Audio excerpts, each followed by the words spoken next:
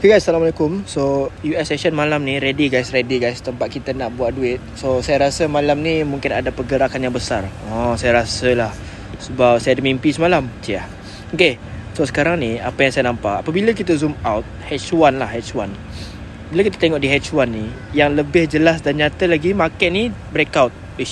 Benda ni market telah pun breakout sini oleh sebuah support. Dia masuk balik support kan, lepas tu breakout lagi, masuk lagi sini, breakout lagi. So saya nampak kalau based on macam ni, harga ni, market ni nak buat kenaikan. Guys. Tapi cuba lagi sekali, kalau kita tengok di sini, harga tu pagi tadi dia sideways, tiba solid sell, boom, solid buy, dan dia memecahkan lagi resistance kat sini. So berarti apa yang keluar ni, apa yang kuat?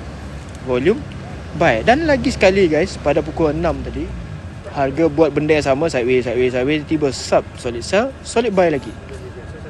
Yes.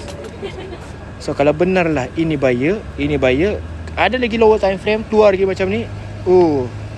Assalamualaikum ni guys. Okay. So bagi saya sekarang ni, kalau H1 memang lama lagi lah. So turunkanlah lower time frame 15 ke mana ke, kalau tak ada 15 M5. Macam ni kan. Di area resistance ni sekarang ni, apa yang keluar? Kalau keluar lagi breakout, memang kita akan cari peluang buy. But again, tak salah pun nak sell, tapi pandai exit lah guys. Itu yang paling penting. Pandai entry, pandai exit.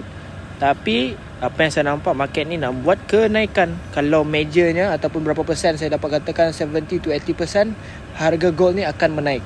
Sebab apa? Sebab saya mimpi semalam. Okay.